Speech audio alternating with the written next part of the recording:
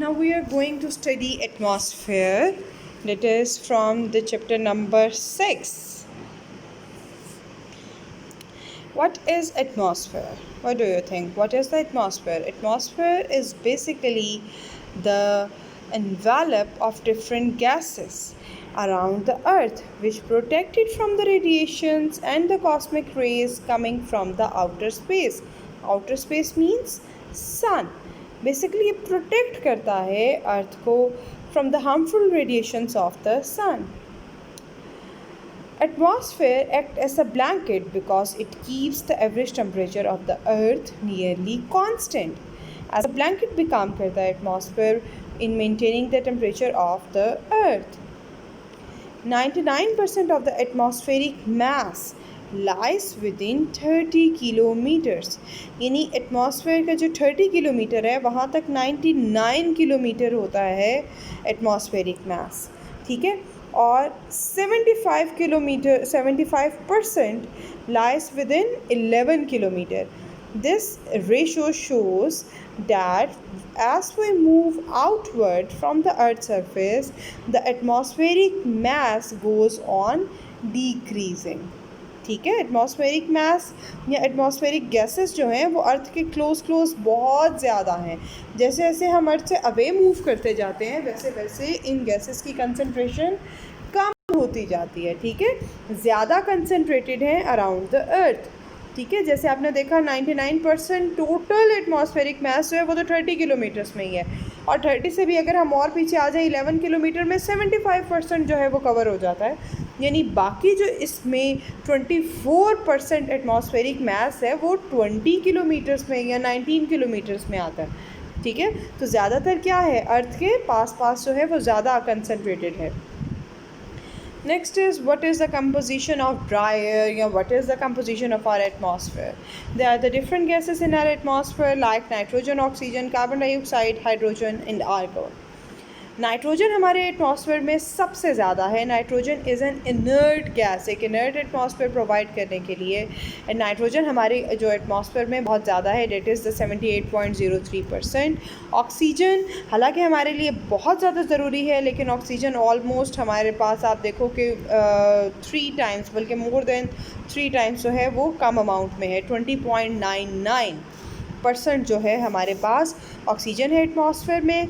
Carbon dioxide CO2 है. Carbon dioxide 0.03%, बहुत कम है, लेस देन 1%. हाइड्रोजन 0.01%. आर्गोन 0.94%. ठीक है. ये बाकी जो गैसेस हैं ये बहुत कम है. Major constituents are the nitrogen and the oxygen and the remaining are carbon dioxide, water vapours, hydrogen, ये जो हैं ये बाकी हैं. ठीक हो गया. Next is we have to study the variation of the pressure with the altitude. अब देखो एक बात तो हमने अभी देखी है, पढ़ी है कि अर्थ के क्लोज क्या होता है कि गैसेस जो है वो बहुत ज़्यादा हैं और अगर गैसेस ज़्यादा होंगी तो उनका प्रेशर भी ज़्यादा होगा. ठीक है. जैसे जैसे हम अर्थ से वे मूव करते जाते हैं तो क्या होता है कि कंसंट्रेशन कम होती जाती है. एज अ रिज़ल्ट जो प्रेशर है वो भी इन गैसेस का कम होता जाता है. तो वेरिएशन हमारे पास विद ऑल्टीट्यूड क्या आएगी कि जैसे जैसे हम अबव मूव करते जाते हैं वैसे वैसे इन गैसेस की कंसंट्रेशन जो है वो कम होती जाती है. ठीक है. एयर प्रेशर जो है उसकी वजह से एयर प्रेशर जो है वो भी कम होता जाता है. एयर डेंसिटी जो है वो भी कम होती जाती है. ठीक है. जैसे जैसे ऑल्टीट्यूड में इंक्रीज़ होता है, ऑल्टीट्यूड इंक्रीज़ करेगा वैसे वैसे एयर प्रेशर जो है वो डिक्रीज़ करेगा. There is a inverse relationship between two. ठीक है. अच्छा जी, देखो ज़ीरो ऑल्टीट्यूड पे प्रेशर कितना है. ठीक है. आप ग्राफ से हमें क्लियर हो रहा है ना कि जैसे जैसे ऑल्टीट्यूड जो है वो इंक्रीज़ करता जा रहा है वैसे वैसे प्रेशर की जो कर्व है वो डिक्रीज़ करती जा रही है. ठीक है.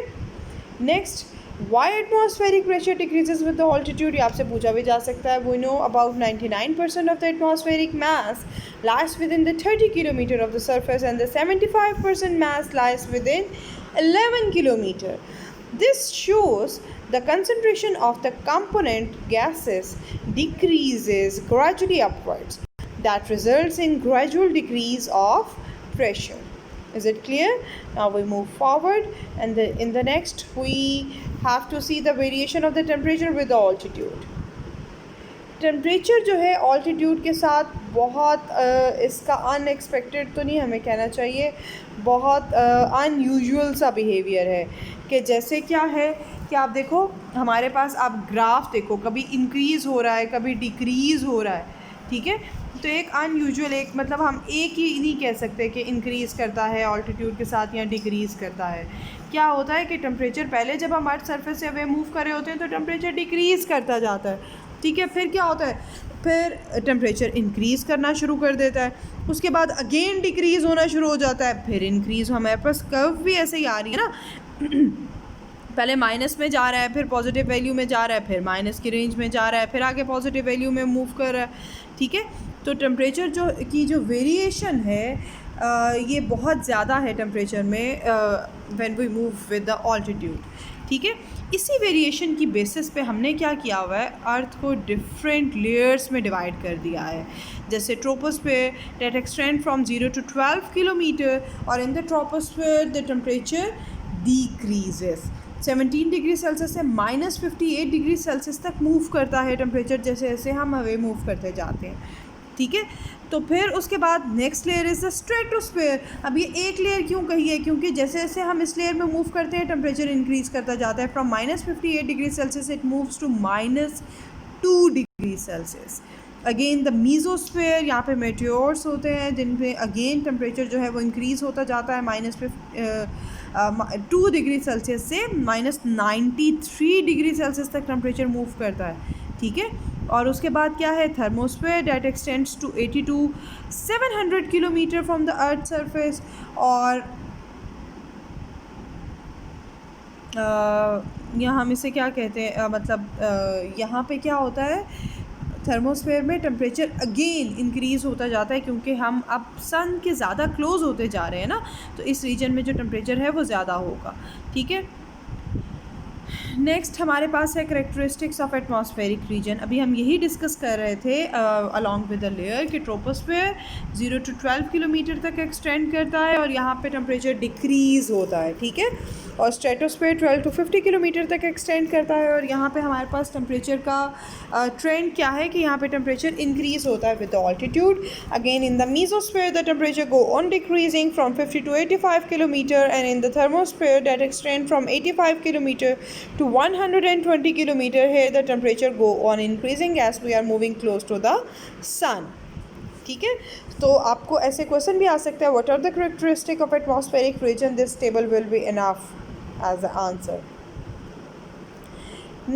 Next we have to discuss the layers one by one.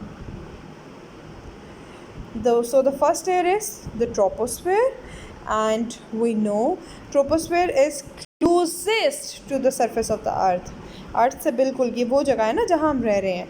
ट्रोपोस means change का क्या मतलब है यहाँ पे, this layer has the air we breathe. यहाँ पे ये वो लेयर है जहाँ पे हम रहते हैं, the clouds in the sky.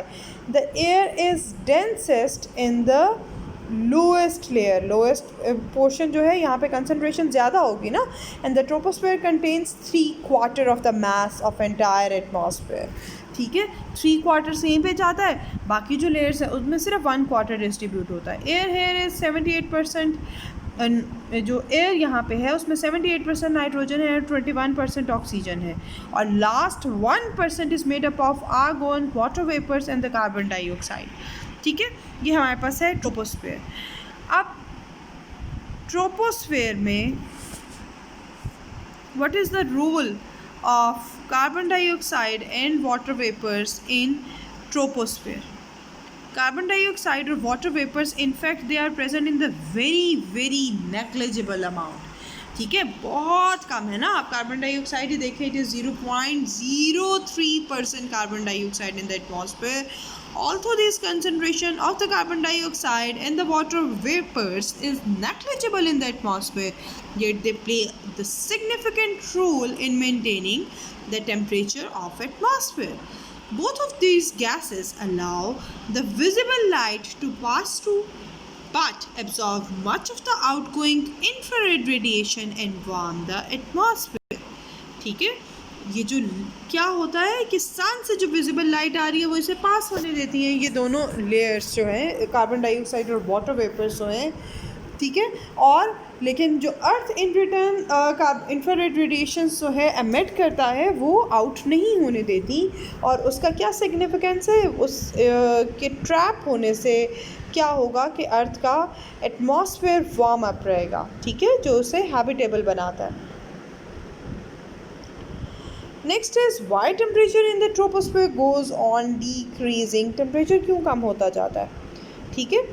अब आपने ये देखा कि carbon dioxide and water vapours in the troposphere absorb much of the outgoing radiations, और ये एटमॉस्फेयर को वार्म करते हैं, और इन गैसेस की कंसनट्रेशन चूँकि with the movement with the altitude कम होती जाती है, डिक्रीज होती जाती है, so the temperature also goes on decreasing at the rate of 6 degree Celsius per kilometre, यानी 1 किलोमीटर आप अवे मूव करेंगे तो क्या होगा, 6 डिग्री सेल्सियस टेम्परेचर कम हो जाएगा। अगेन 1 किलोमीटर मूव करेंगे 6 डिग्री सेल्सियस और कम हो जाएगा, ठीक है।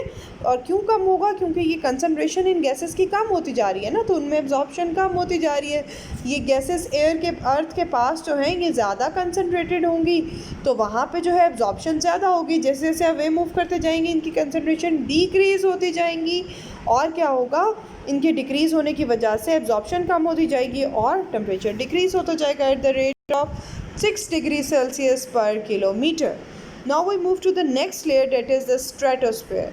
Next to the troposphere, the layer that is present is called stratosphere.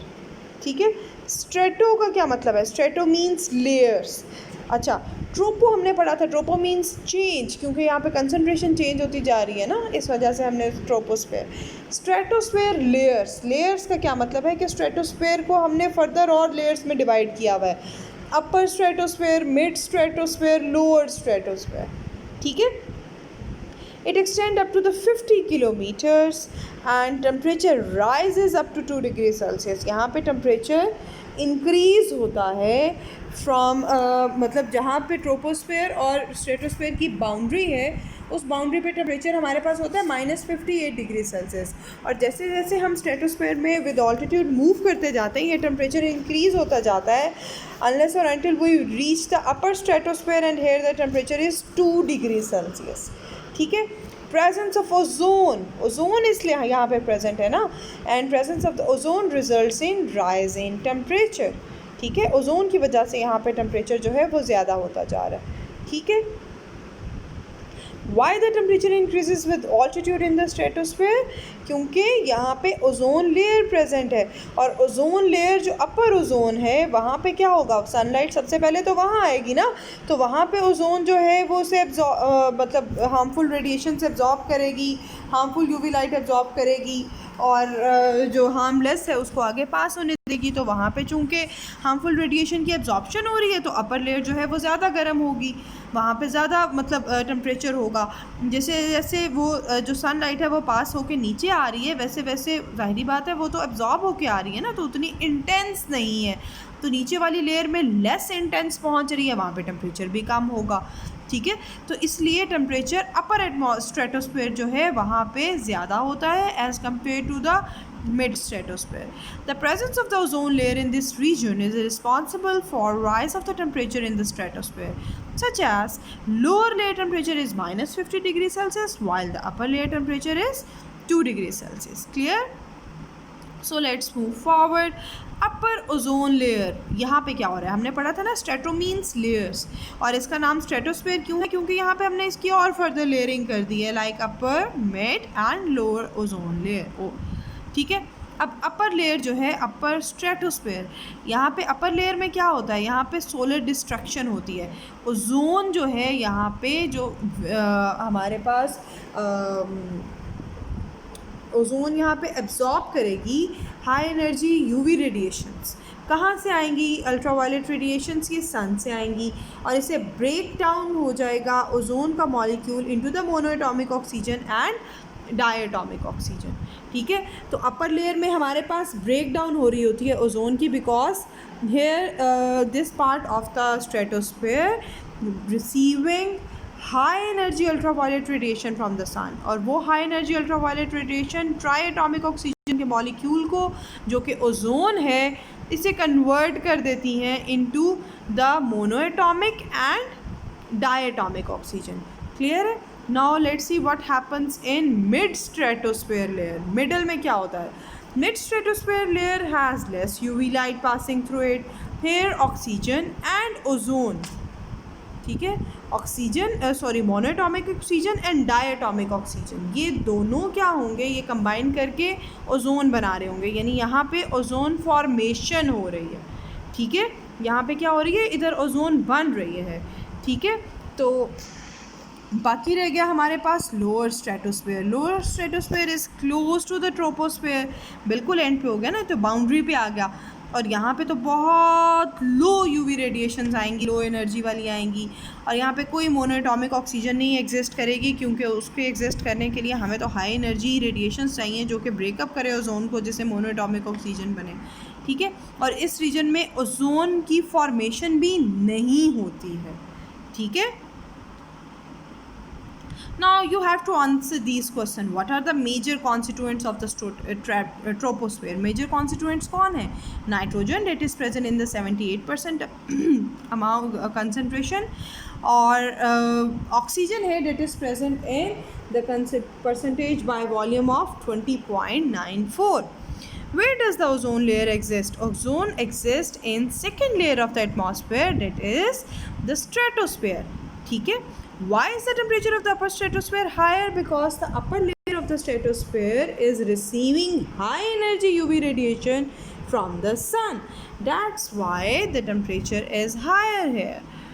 What happens in the mid stratosphere? Mid stratosphere में क्या होता है? Mid stratosphere has less UV light passing through it, and in mid stratosphere there is a formation of ozone layer by combination of diatomic and monoatomic oxygen. How ozone is formed? Same यही आएगा कि in the mid stratosphere monoatomic and diatomic oxygen combine to form the ozone. Give direction of the breakdown and the formation of the ozone in the stratosphere. यानी breakdown upper stratosphere की आप heading देंगे, breakdown कैसे हो रही है? Ozone molecules gives O2 and O, diatomic and monoatomic oxygen. Mid stratosphere formation of ozone. ठीक है, ये आप हेडिंग देंगे, यहाँ पे आप डायरेक्शन लिख देंगे O2 यानी diatomic oxygen and O that is the monoatomic oxygen combined to give ozone O3. What is the composition of dry air? ये यहाँ से एक टाइटल्ड ये एक स्लाइड भी थी। ठीक है, कंपोजिशन आपने डिफरेंट गैसेस की परसेंटेज बाय वॉल्यूम बताना है। Give the characteristic of atmospheric region. ठीक है, एटमॉस्फेरिक रीजन की करेक्टरिस्टिक्स क्या हैं, ये भी एक एंटाइटल स्लाइड थी, एक टेबल है, वो आप एज सच इसमें लिख दोगे। ठीक है।